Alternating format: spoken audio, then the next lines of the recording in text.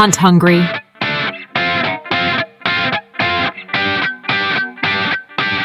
Appreciate you clicking on this video. Got a great podcast today. Zack Hall, he's a wealth of knowledge when it comes to weather and all things weather related. Got a cool story. We talk a little bit about storm chasing, which is really interesting. I think everybody finds storm chasing cool. We just a lot of cool about thermals, how we apply them into the mountains, and really kind of what we think about them in the Delta too. So it's something for everybody. Follow along, like, subscribe, click all the stuff down below. If you're buying an e-bike, a Rambo e-bike, use R Woods at checkout, save yourself 20%, and it helps the channel. Can't thank you enough for that. Huge help.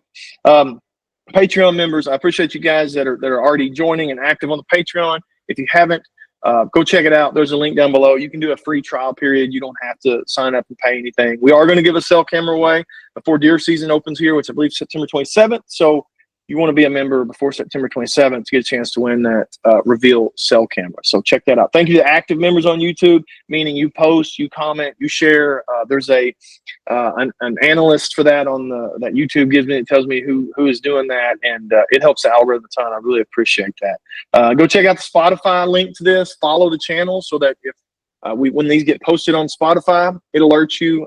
If you're already on there following Spotify, when you listen to one, leave a 5-star review. It helps a ton. That pushes it to the forefront for other people to see.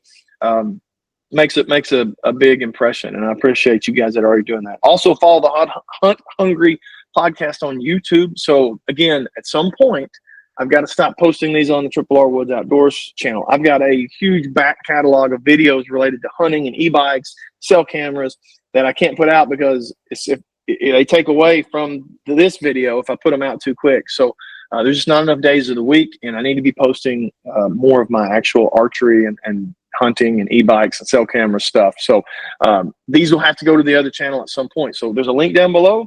There's probably a link on the channel here somewhere. Click that. Just subscribe to it. These same podcasts are showing up over there, as well as more clips and stuff. So you might see more 5-6 minute clips on that channel that are not going to be posted on this channel. Appreciate you guys watching again.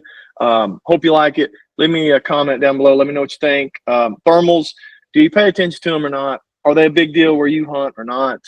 Let me know down in the comments. Appreciate you guys. Zack, man, I'm glad you're back. I think the state of Arkansas probably likes you a lot more now than they did at the time we first podcast, because we got a nice cold front coming. You're a lot more positive news now versus what it was last time. I'm happy seeing that cold front coming. So me too. What's the odds that cold front's going to stick around through September? Yeah, September's a hot month. September's still summer. We do transition into fall eventually, but even late September can be kind of nasty sometimes. But I like the pattern at least through the next 7 to 10 days. I'll say that. I think it looks pretty favorable for us. I mean, it doesn't really get a whole lot better for August. So yeah. I mean, you take anytime you can have a good day like this, you take it, because there's not many of them. So yeah, you're right. So yeah, I've been in many opening weekend of bow seasons, just sweating down. Just hot as can be. The only saving grace is the nights are cooler, so it's like the morning hunt right at first light. It feels really good out. So you take it when you can get it. But anyway, so in our last podcast, you had mentioned that you had done some storm chasing. And I told you we're going to talk about that next time. So I want just to start off before we get into the meat of this. What's the craziest thing storm chasing wise that you've ever been a part of or seen or, Well, for those who have no idea who I am, I used to storm chase professionally. I did that for 4 years as a full-time job. Now I'm just a weather forecaster here in Arkansas. So, but I traveled all over the country. We've done blizzards, tornadoes, hurricanes. The craziest experience I've ever had, I think, I've had some really close calls with tornadoes, but I feel like I've always kind of kept my bearings on that. But I intercepted Hurricane Ian in Punta Gorda, Florida, like on the beach. And it was a Category 5 in the ocean. It didn't make landfall as a Category 5. It's close. That was probably the craziest and scary experience that I've ever been through. Because, there was some real concern for surge, like storm surge, water coming up on land. And there's good potential that we could have been stranded. I'm glad we weren't. The worst of the surge was in Fort Myers. But that was the strongest wind I've ever experienced in person. Sustained winds well over 130, 140 miles an hour. It was insane. Longest night of my life. But we got incredible footage. And as the job goes, man, you're there to document the storm. I don't really, that's the basis of it when it comes to hurricanes. You know it's coming. There is no, well, it might be here, it was there. And I'd say that was probably the craziest. I had some serious considerations of leaving right before I got there because I was scared. Yeah. Hey, hurricane coming at you. Yeah. I would have been out of there. I've done 3 majors, Hurricane Ida, Hurricane Ian, and Hurricane Idalia. So I've been through 3 majors, and I really couldn't care less if I ever do it again, but I've done it 3 times. So I might do it again one of these days. So most kids sit around, and think about, it'd be an awesome job. We grew up with Twisters, like Twisters was a popular movie, So everybody, man, that's awesome. But then so when do you go, you know what, I've had enough of this after 4 years. I'm leaving. I'm done with this. Well, I loved my job. Really, really enjoyed it. But I have 2 little kiddos, two little boys. Yeah. And so the last year that I did it, I really started to miss some stuff, and it really started bothering me. If you're single with no kiddos, dream job. I guess if you're single and if you're married and your wife is cool with it. My wife was very cool with it. Never once ever doubted me. Never once stopped supporting me. This was completely my decision. And as a matter of fact, I was in Iowa, and in 2024, in April of 2024, and I saw a real big tornado in Iowa. It was a great day, great success, great forecast. And on the way home, I spoke with my son on the phone. I missed a T-ball game. And he couldn't care less about that tornado. He wanted to talk to me about his T-ball game, and it broke my heart that I wasn't there. And from that moment on, I was never the same. Never the same. It took me a while to kind of get out of the funk. And, I had to make some moves, man. I mean, people in Arkansas and, in other places too, just kind of knew me as a storm chaser. So it was kind of scary to transition to a forecaster, which really wasn't my forte. I'm glad I did. It's worked well for me. So it is crazy to think. I'd like to like all the guidance counselors that tell you just do something you love, you'll never work a day in your life. They just need to punch them in the face, because the things you love at 18, 19 are not the things you're going to love when you're 30 and 35 and 40. Your priorities change. So I went one time this year. Saw an EF3 tornado, worked out perfect, had an afternoon free, went to Western Oklahoma, got the job done, came home. That's perfect for me. Still get to do what I love. It's a passion and a hobby now. It's not my job anymore. Yeah. So when they have those Arkansas days that they're predicting them, are you out on the road looking for them? Or are you behind the screens kind of watching the? Yeah, no, man. What do you? This last spring was my first full-time spring here, sitting where you see me now at the office, doing live radar coverage, wall-to-wall coverage, tornado warnings. There's days that I wish I could still be out there, because that's really what I love to do. But I have found that being here with a stable internet connection and good quality video screen radar coverage, I feel like it does better to serve the people than getting a cool tornado video. Just my thoughts. So. Yeah, no, I think you're right. There's something to that. But anyway, we'll get off the storm talk for now. You probably get enough of that. So we talked about it in the last podcast. If you haven't seen that one, go check that one out. We said we were going to come back and talk thermals. And have you ever watched The Office? I've never watched it. No, just clips on TikTok and stuff. I'm familiar with it though. What you got?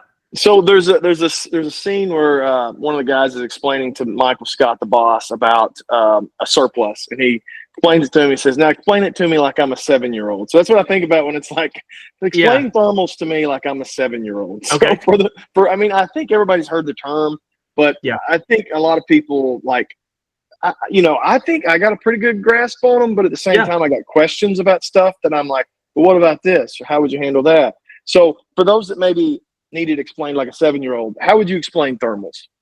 So thermals, the first thing that I always tell people when we talk about thermals from a weather, like meteorology sense, or however you want to describe it, atmospheric content, thermals are like invisible wind. We all are very familiar with the wind speeds, variable, sometimes strong winds we deal here at the surface where we live. Some days it's 5 to 10 miles an hour. Some days it's almost non-existent. Some days it's 30 miles an hour or whatever. Well, we also have, it's like an atmospheric current that we deal with too. And it's very noticeable here where I'm from and where I hunt here in Western Arkansas. There's a lot of hills and valleys, thermal hubs. People like to call them creek bottoms, knobs, whatever. I mean, we have a lot of elevation change and the thermals react to that. So step number 1 is realizing that there's an invisible wind that flows all around us at all times. from a hunting standpoint, to try to make it as easy to understand as possible, hot air is less dense than cool air. Okay. Think of a hot air balloon. That flame shoots up in that hot air balloon and it continues to rise so long as that it's warmer than the air around it. You know, when it comes to thermal and air parcel, if it's cooler, it's more dense, it's going to fall. So if you're hunting in hill country, I'm going to say Arkansas over and over because that's where I'm from. That's what I know. If you're hunting in hill country, you can expect, for example, when the sun hits a slope, let's say it's the east slope, it's going to hit that first in the morning. The thermals on that eastern slope are going to rise faster than probably that of the western or northern slope because it's the sun hits it first. It warms up faster. You know, and in the evening, that same slope, the air parcels, the thermals themselves will start to fall sooner than that of a western slope or a southern slope or whatever, you know, might have you.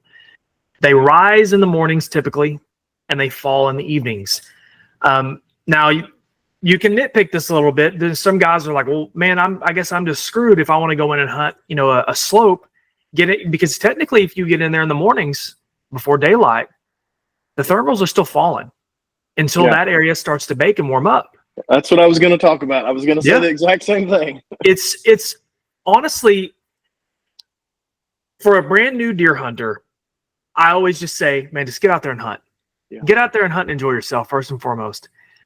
But if you really want to dig into the weeds a little bit more, I feel like the number one thing to pay attention to is your wind, because the wind can trump these thermals some. I think they can. Somebody might disagree with me there, but I think if you have a good crosswind or a wind in your face, sometimes those thermals aren't as bad as you think they are. But if the winds are very light and variable, I don't know, man, you might just want to stay out of those thermal hubs.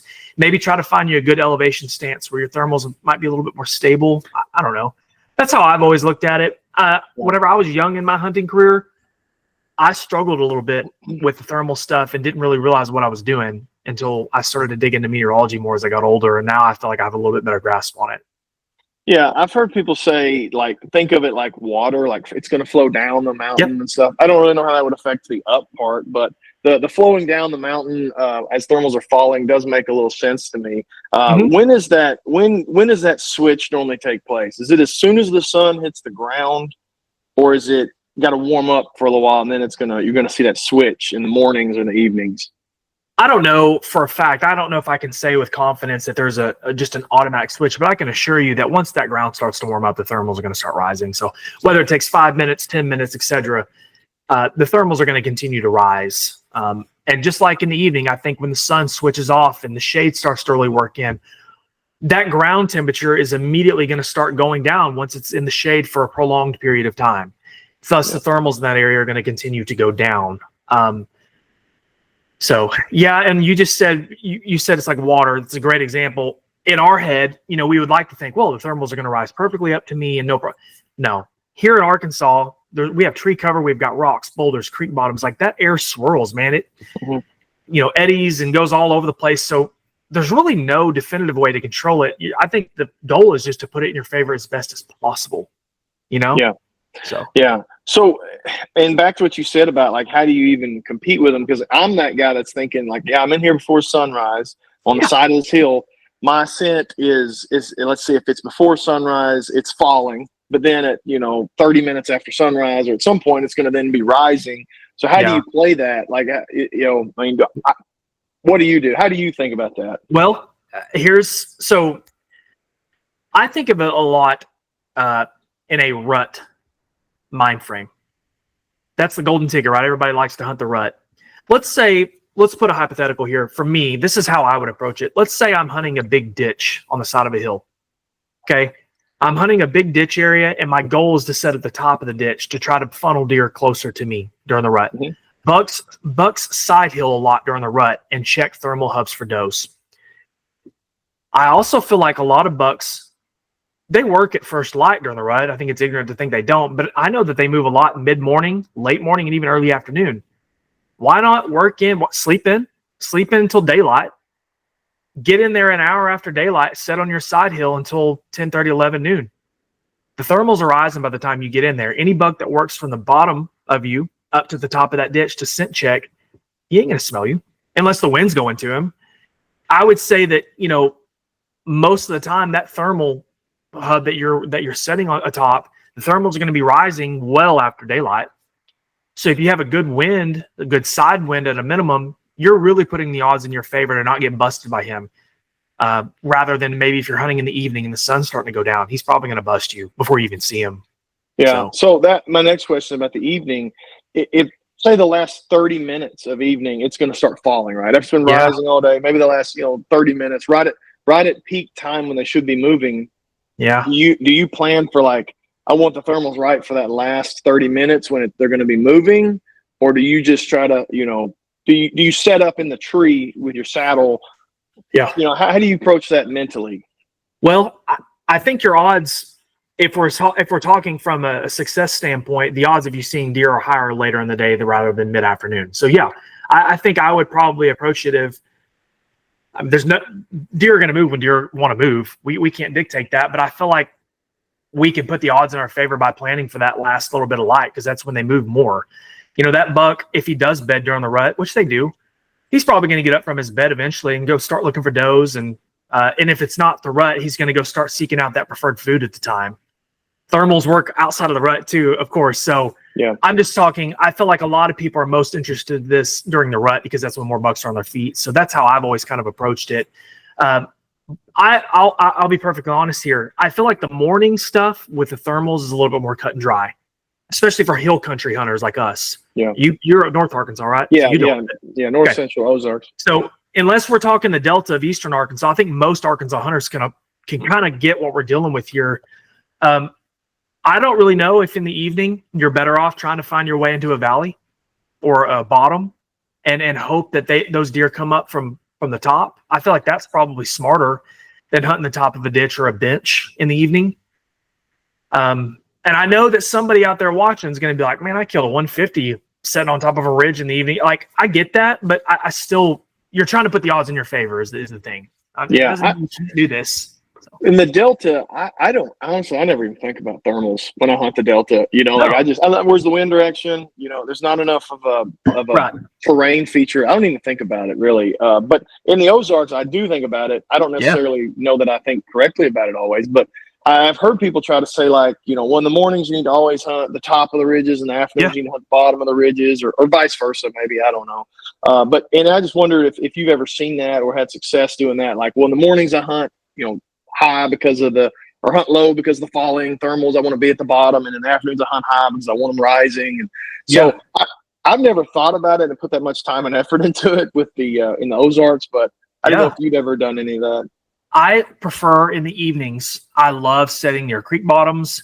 I love sitting near creeks and, maybe even a river if you can find some oxbows, which obviously, hunting Delta country, that's a little bit easier to find. But even if you can work your way into in the evening time, these big, a lot of times if you can find 2 or 3 ridges that maybe surround an area, each one of those ridges, a lot of times I feel like are going to have larger drains that drain into a low point, right? So maybe if you can find your way into that low point, and maybe your access is a little bit clean to where you're not busting everything out of there.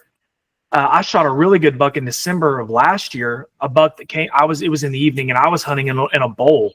It was in Missouri, actually. I was hunting in a bowl area, and that buck, I glassed him with my binoculars, so almost like 200 yards away, coming off a ridge top.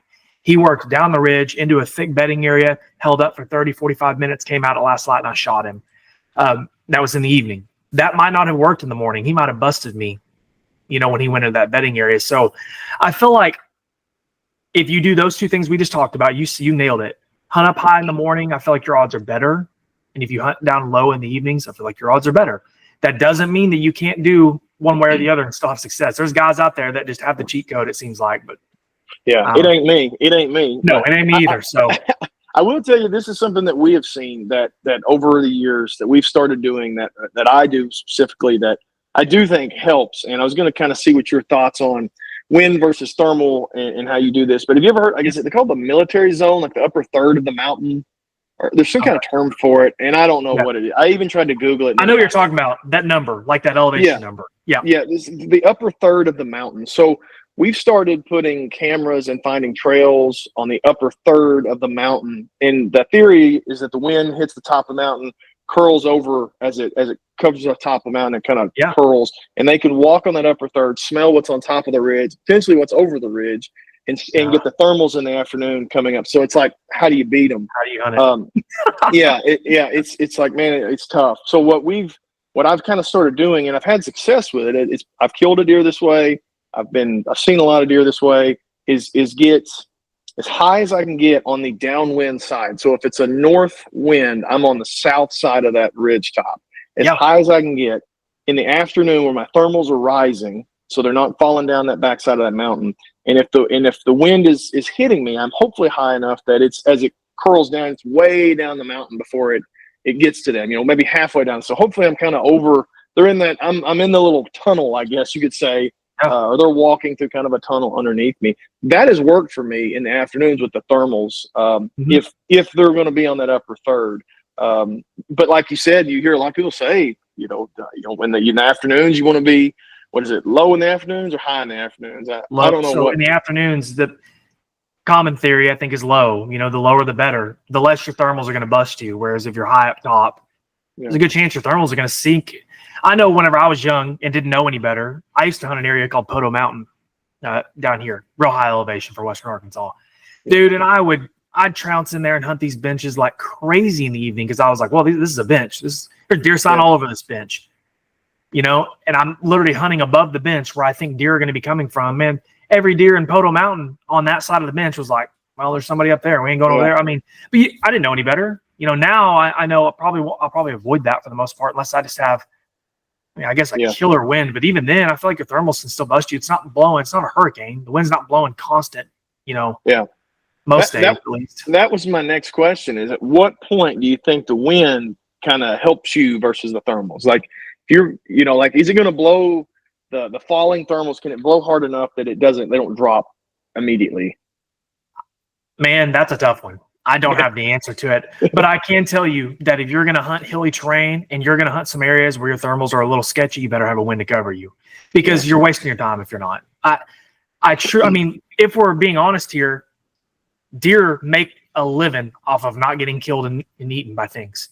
Yeah. And we can have all the best gear, best camo, best stands, best cover in a tree, but they are going to bust us 9 times out of 10 if we do some sketchy stuff like hunting bad thermals.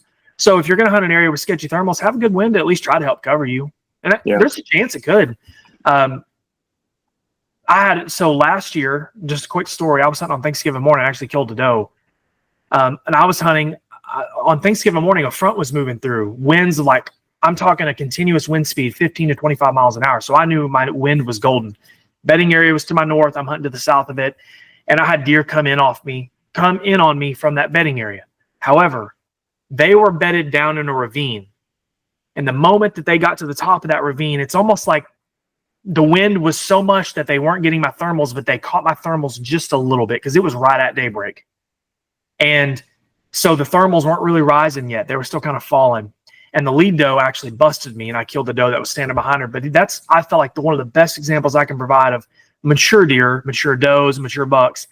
Man, they make a living off this stuff. And if they catch something a little bit off, there's a good chance they're going to bust you. So, and it's like wind definitely helps. And if it's too windy, it kind of seems like where I'm at, it swirls more. Like the harder the wind, it seems like we get more of a swirl. And whereas if it's too light, the thermals are rough. It's amazing anybody kills deer in the mountains based off all the things you hear. I think that's why so many big deer come out of the mountains, is because they don't have it made. It's a rough life for them, but I feel like they can stay protected better. The terrain is rough. I know a lot of guys that have had a lot of success killing monster deer here in Western Arkansas and North Arkansas by getting close to those boulder fields on the far edges of steep slopes. Those big mature bucks bed up in those boulders are close to them because they know there's just not a whole lot in there to mess with them. Man, talk about trying to get in there and hunt that and not get busted with thermals, trekking in there in the morning or in the evening. I mean, how are you supposed to do that? We walk around them and you can't walk without making a ton of noise. No. Just the loose rocks, sticks, and it's crazy how they, I don't know how you get in there without. I don't either. Out. So what, random question here. What's your thoughts on calling? Grunt tubes, rattling. Do you do much of that? What's your thoughts on it? I have, and to be honest with you, I haven't had a whole lot of success. That I don't think doesn't mean I could be doing it wrong too. A good friend of mine, he hunts in this area and he kills some really big deer and he has a lot of success with it. And he's preached to me that timing is everything. And he's also told me that, you know, a lot of times you have to throw out human logic when it comes to calling. He said, what makes sense to you might not make sense to a deer. You've got to think like a deer. You've got to use practical calling. He has called in 2 or 3 different good bucks, man. I'm talking really good Western Arkansas deer by using those small, light tending grunts, especially in the rut or maybe right before the rut happens. Big mature buck hears that and thinks, you know, I ain't know. And they have to come investigate. I've grunted at a couple of bucks, man, and I feel like I just scare them. Maybe I'm just not doing it right. I don't know. Yeah, I don't know. I don't know the answer to that either. I think though I'm so like ADHD in the tree. Like it makes me feel like, you know, hey, I better lock in. There might be something coming to this grunt, you know. So yeah. I mean, I know last year it hurt me one time, but I think it also helped me sometimes just grunting. Yeah. I know one time I'm grunting. And, you know, I've grown about every 15 minutes as the day goes on. As we get closer to 8 and 9 a.m., and I'm like, all right, I'm about ready to get out of this tree. You know, been hanging in this saddle. I'll be real quick to hit the grunt tube every so often. And I grunted. I was doing maybe 2 or 3 little grunts, and over my shoulder, I hear something turn, look, and it's just tail and antlers running away from me. You know, like he had gotten real close to me, and I didn't know it, just over my shoulder. And I was grunting, looking this way. And I you know, who's to say he wasn't coming in there because I was grunting some every 15 minutes or so. So maybe I wouldn't even have seen him had I not been grunting. But I definitely spooked him off there when I was grunting. But I'd like to know more about like blind calling. I know a lot of guys have had success with that in the rut. You know, blind calling, rattling. I just don't. I don't know, man. I have so much to learn about that stuff. Now I want to be more successful with it. I'm going to try some this year. We'll see. Maybe fail possibly. Yeah, well, I don't have the answer either, but I know I've heard some guys say that, you know, I like duck hunting. I like to call. I like to be active. I like to communicate with them. So to me, it's like if I get to make a little grunt and see them coming in, looking around. Oh yeah, it makes me feel like I'm involved a little bit more. Maybe even though I probably am not, but it does make the hunting more fun. You know. Yeah. So what's the update on your farm? You said your lease. You said you're always doing stuff out there. Give me a little update on your fixing to go time. So I actually, since last time we talked, I have a lease here in Arkansas. It's around 300 acres. And then I have another permission piece, another farm that altogether is around 50 acres. 20 of it's really open, like open fields, pasture, cattle kind of style property. There's no cattle on it. And then the other 25 to 30 acres is kind of like ag style timber. So it's really, for my area, kind of rare. Really easy funnel systems. So I've been working on that a lot. I've got a lot of good bucks over there. As far as the lease goes, man, it's been rough, to be honest with you. We've been in a really bad drought. We haven't had measurable rain in weeks. And a lot of my mature bucks have disappeared. And I think it's due to the water. We don't have a whole lot of water. We have a big pond on the property, and that's it. And I have ran some cameras over by it, and I'm just not having any luck catching them. But, man, I'm not real worried about it. There's a ton of does still. And I know that come time, the bucks will be in the area. I'm about to plant here in the next 2 or 3 weeks, probably, you know, sometime in September after we can get some moisture in the soil.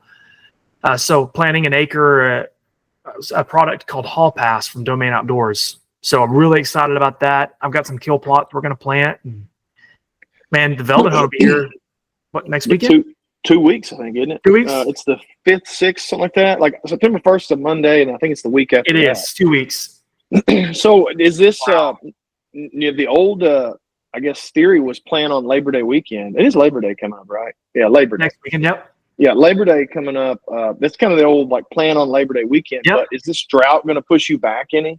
Yeah. So I'm going to so this week here in Western Arkansas and in a large part of Arkansas, we're looking at accumulating rain. I think over here the odds look pretty high for maybe even like 3, 4, 5 inches. We've had none. To me, that sounds like a disaster for planting purposes if anybody tried to plant this week, because your seed could get washed away. Even if you drill it, you're running a risk for some flooding. I will probably let this week go, and hopefully we get a good soaking rain, let the moisture in the soil start to rebound.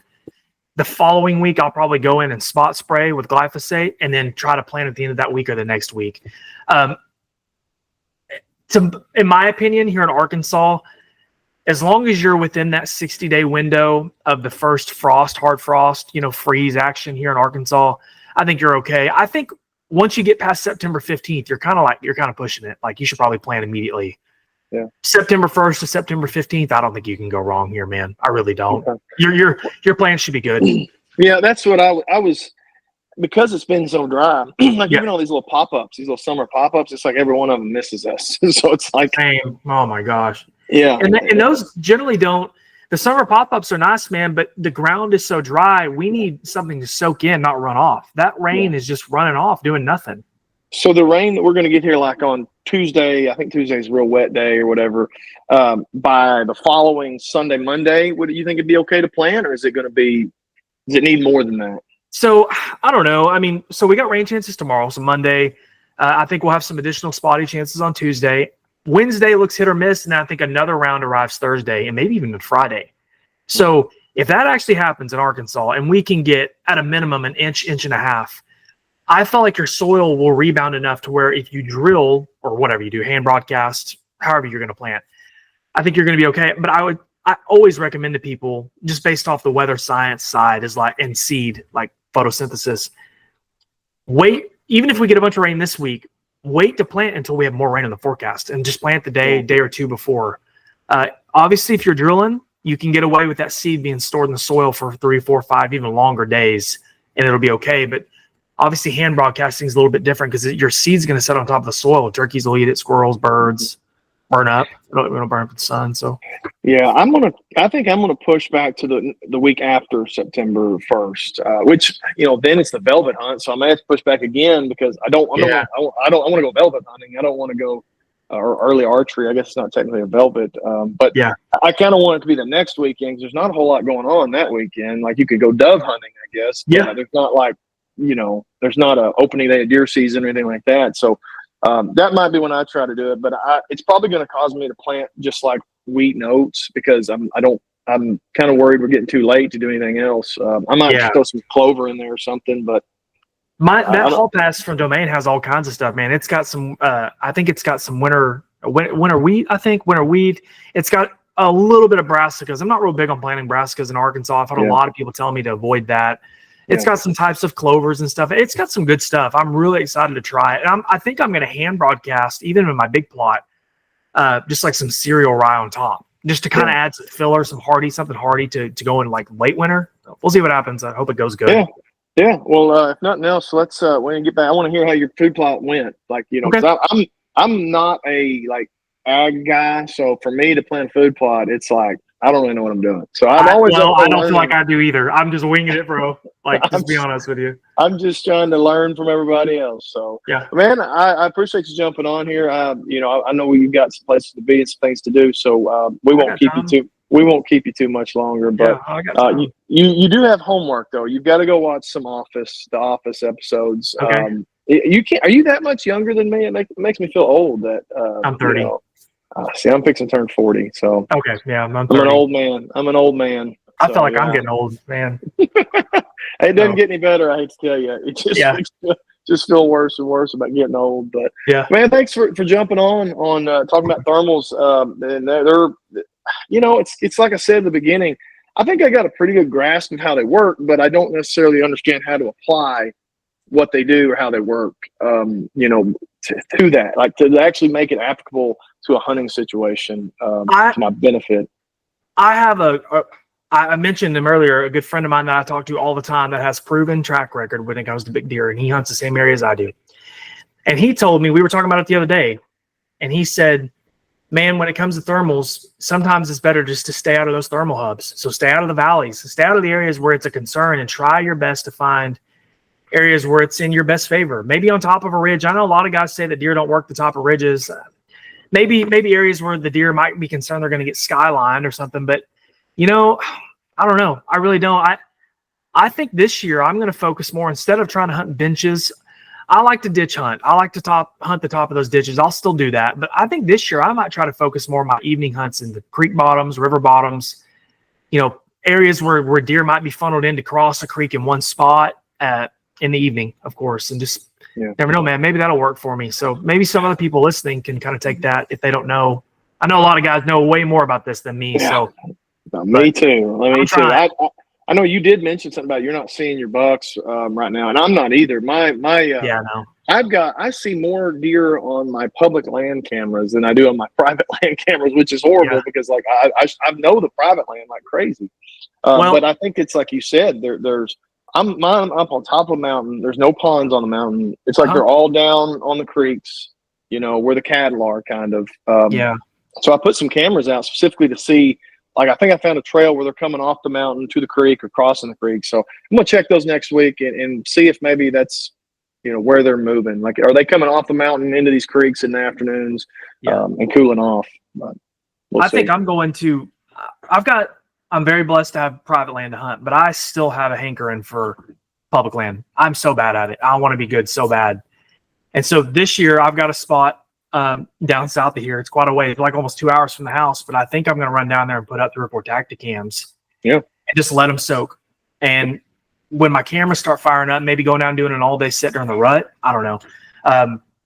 But right now, man, up on the lease, up on the big farm, the other farm that I told you about where I have some good bucks, there's plenty of food on it, and there's a big pond. Like, it's just different. The deer up on the mountain where I hunt, the lease, the 300 acres, I don't know, man. I've got a couple shooters I haven't seen in almost a month and a half, and I truly think it's just they've kind of moved the range a little bit. I'm not worried about it, though. Everyone I've talked to is like, dude, who cares? But I mean, when the rain comes back and the does start funneling in, the rut, it's all good. So. We were having this debate the other day, me and my hunting buddy, about when did we start? Because the past couple of years we've had the same problem. I guess I don't know if it's been droughts or hot summers or what, but we're like, there's no bucks, a bunch of bears, but no bucks, and then all of a sudden the bucks show up.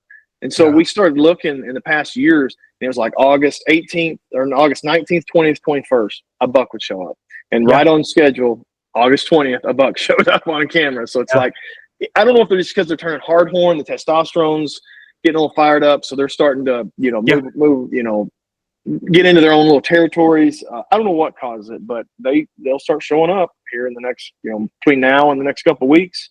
The bigger ones may not show up till October, but they kind of just start popping up out of nowhere. We hadn't seen a buck on the farm there in a month, so and all of a sudden one showed up. So there's still time, like you said. I've had bear issues all summer, and it has been, oh my gosh, man. He has destroyed 2 cameras that I've had to send off and get repaired.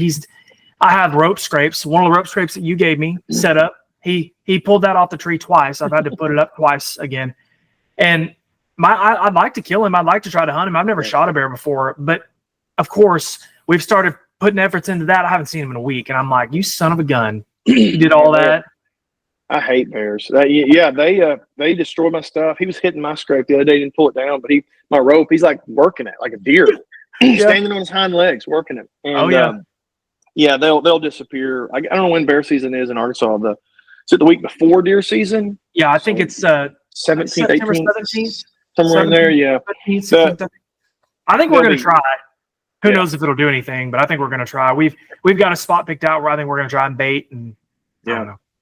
Yeah, let me know how your baiting goes. We baited for them last year, the year before. Donuts, cereal, tried all that stuff. And then, like, the deer showed up and ate the donuts and cereal. Never saw the bear. Like, he disappeared. So, but that's how they do every year. Right before bear season starts, they're gone. So they know, dude. I swear it's like they know. It drives me crazy. They got our schedule, and they're working it. So, anyway.